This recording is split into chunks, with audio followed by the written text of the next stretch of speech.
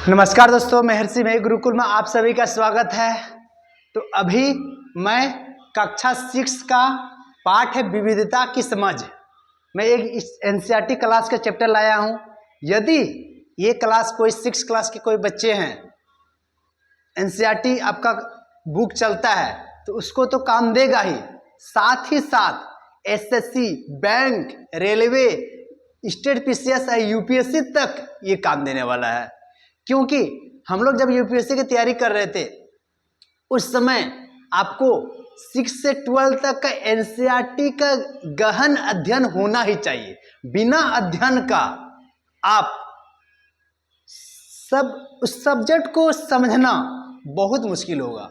इसलिए यदि आप इस कक्षा में आए हैं तो पेन और कॉपी लेके बैठ जाइए और इस क्लास को अब अंतिम तक जरूर देखें, अंतिम तक जरूर देखें। तो चलिए आज मैं शुरू करता हूं अपना डिजिटल बोर्ड में। पीपीटी के माध्यम से डिजिटल बोर्ड में पढ़ाना आप लोगों को बहुत अच्छा होगा। अब बहुत अच्छा मैं दे सकता हूं मैं आप लोगों को, और वही व्हाइट बोर्ड में मैं आप लोगों को नहीं दे पा रहे थे। बहुत सारा क्लास लिए लेकिन व्हाइट बोर्ड में क्लास लेना बहुत मुश्किल होता था। तो इसी के लिए मैं आप लोगों के लिए डिजिटल बोर्ड का व्यवस्था कर लिया हूं। अब किसी तरह का यदि क्लास आपको चाहिए, किसी भी तरह का किसी भी क्लास का आप कमेंट करें, इसका वीडियो आपको जरूर से जरूर महर्षि गुरुकुल यूट्यूब चैनल में प्रोवाइड की जाएगी। चलिए इसी के साथ में टॉपिक को मैं स्टार्ट कर रहा हूं। क्या है, पार्ट 1 में है विविधता की समझ। विविधता का समझ, देखिए इसमें क्या है विविधता का समझ में। अभी नया नया बोर्ड लिया हूं तो सर थोड़ा सा, हाँ, तो पार्ट 1 में विविधता की समझ हम लोग इसको डिटेल से बढ़िया से समझ के पढ़ेंगे। एक है गैर बाबरी, मतलब गैर बराबरी। गैर बराबरी क्या है इसके बारे में हम लोग पढ़ेंगे।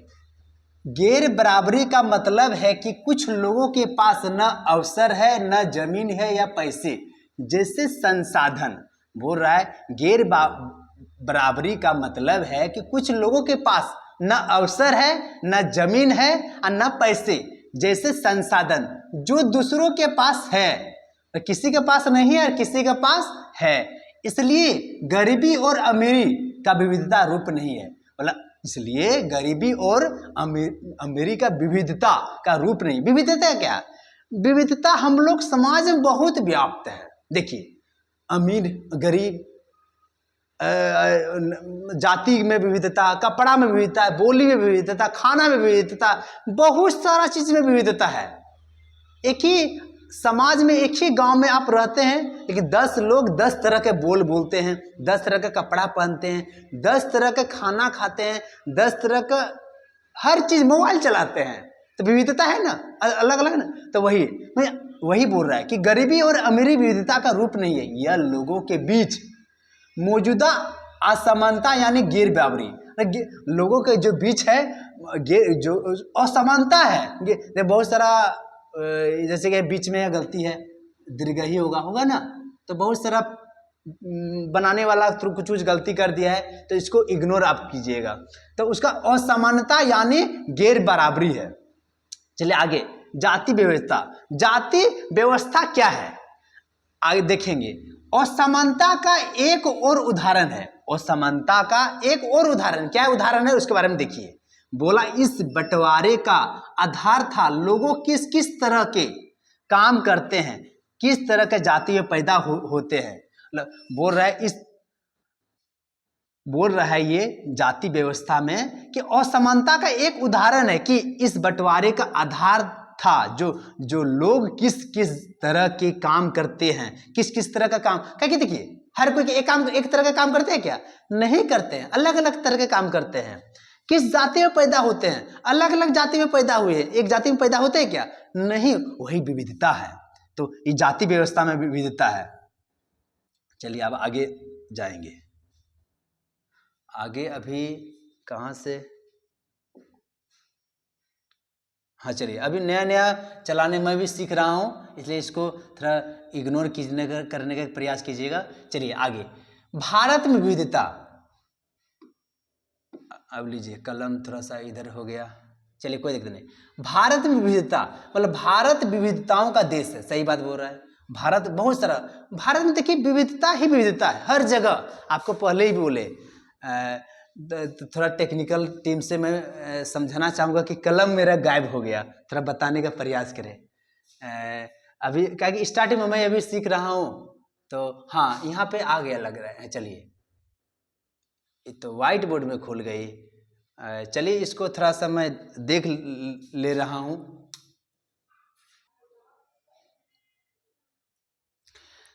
चलिए भारत में विविधता, भारत में विविधता बोलो, भारत में विविधताओं का देश है, सही बात है।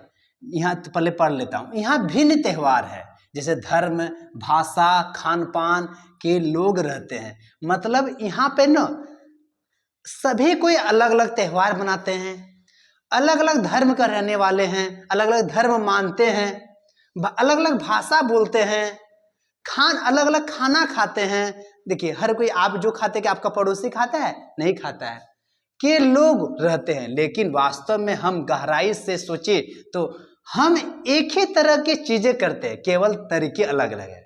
करते एक ही है, सबको खाते हैं, लेकिन तरीका अलग है। हम लोग पढ़ते हैं लेकिन तरीका पढ़ने का अलग है। कोई हिंदी भाषा में पढ़ते हैं, कोई अंग्रेजी से पढ़ते हैं, कोई तमिल में पढ़ते हैं, कोई पंजाबी में पढ़ते हैं, कोई उर्दू में पढ़ते हैं, कोई और अन्य कई भाषा में पढ़ते हैं। तो इससे आपको समझ में आ गया होगा भारत में विविधता बहुत ज्यादा है, बहुत ज्यादा। आपको त्यौहार में देखिए अलग अलग त्यौहार बनाते हैं, अलग अलग धर्म मानते हैं, अलग अलग भाषा बोलते हैं, अलग अलग खान पान खाते हैं। तो भारत में विविधता बहुत सारा चीज है, बहुत ज्यादा चीज। आप जहां पढ़ रहे होंगे, देखिए आपके बगल में क्या आप जैसे कपड़ा पहने बगल वाला पहने? नहीं पहने हैं। आप जो खाते आपका पड़ोसी खाता है? नहीं खाता है। चलिए आगे देखेंगे। विविधता का कारण क्या है, कारण के बारे में हम जानना चाहेंगे। विविधता का कारण मतलब प्राचीन काल में लोग युद्ध जो है ना, युद्ध, भोजन व अकाल अन्य कारण से एक स्थान हुआ, एक स्थान, ये स्थान लिख दिया है, थोड़ा लिखने में गलती कर दिया।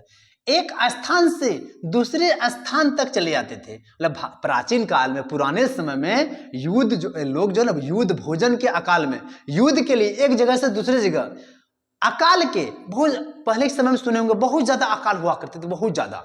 तो अकाल के कारण एक जगह खाना मिलता तो दूसरा जगह जाना पड़ता था, चले जाते थे। और यात्रा के साधन के अभाव में, यात्रा का साधन नहीं था, यात्रा के साधन के अभाव में वहीं रहने लगते थे। इस कारण वहां की संस्कृति को, भाषा को सीख लेते थे। अब घुमंतू खेती करते थे, सुने होंगे कि एक जगह थोड़ा दिन खेती किया, फिर दूसरा दिन खेती किया। उसी तरह यहाँ भी, क्योंकि अकाल वहां पड़ गया, तो अकाल पड़ गया, दूसरा जगह जाएंगे, और दूसरा जगह जाएंगे तो दूसरे जगह रहेंगे। वहाँ का खाना पीना, यहाँ का अलग खाना था, वहाँ पर अलग तरीके से खाना, वहाँ लोग अलग तरीके से बोलते होंगे। वहाँ का जो संस्कृति है, पूजा पाठ है, उस पूजा, अब सिंपल से देखिए, हम लोग झारखंड के हैं, चले जाते थे दिल्ली में, गए तो वहाँ पर अलग अलग तरीके से पूजा पाठ बहुत सारा लोग करते थे, तो अच्छा लगता था उसके साथ में देखना सुनना, अच्छा लगता था। तो वहाँ का संस्कृति को, वह नई संस्कृति बोला, वहाँ का संस्कृति अपना लेते थे। इस कारण वहाँ की संस्कृत भाषा को सीख लेते थे, सही बात, संस्कृत को सीख लेते, वहाँ का भाषा को सीख लेते थे, और अपने पुराने संस्कृति, जो पुराना वाला संस्कृति था, नई संस्कृति के साथ सामंजस्य बनाकर नई संस्कृति उभरने लगती थी। मतलब उसका अपना वाला संस्कृति, और जहां पर हम लोग नया जगह गए वहां का संस्कृति, दोनों संस्कृति, दोनों धर्म, दोनों बोलचाल की भाषा जब मिल गया तो क्या, जब मिल गया तो बोला कि नई संस्कृति उभरने लगती थी, एक नया तरीके से।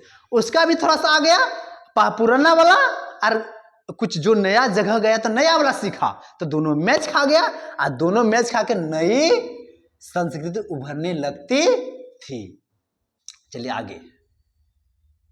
बोला कि विविधता के लिए भौगोलिक कारक भी महत्वपूर्ण है। मतलब भौगोलिक कारक में बहुत ज्यादा महत्वपूर्ण है, जैसे जलवायु, मृदा, मानसून, जल, मैदान इत्यादि। मतलब विविधता के लिए ये सारे, जैसे कि आप देखिए कहीं पर बहुत ज्यादा अकाल पड़ गया, अरे जैसे कि अभी यहाँ पर झारखंड में बहुत ज़्यादा गर्मी है, बहुत ज़्यादा गर्मी है।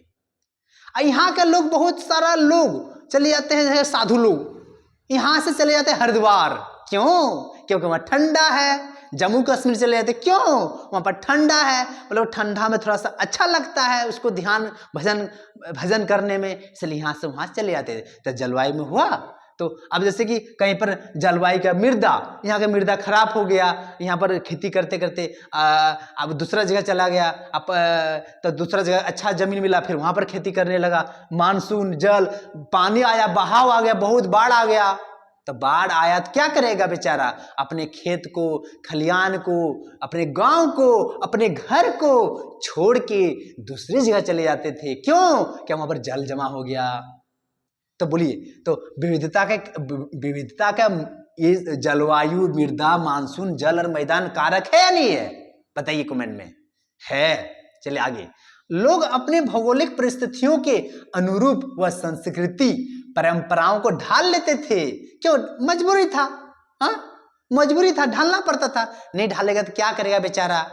क्योंकि वहां पर तो रहने लायक हो रहा नहीं, तो अपनी भौगोलिक परिस्थितियों के अनुरूप अपने संस्कृति परंपराओं को ढाल लेते थे। चलो उसका भी कुछ अपना भी किए, इसका भी किए। आगे क्या बोल रहा है? नेहरू की पुस्तक, मतलब नेहरू का एक तो पुस्तक है भारत की खोज। नेहरू के पुस्तक एक तो है, उसने किताब लिखा था भारत की खोज। बोला यह बहुत ही गहरी है, जिसके अंदर अलग अलग तरह के विश्वास और प्रथाओं को स्वीकार की भावना है। इसमें विविधता को पहचाना और प्रोत्साहन किया जाता है।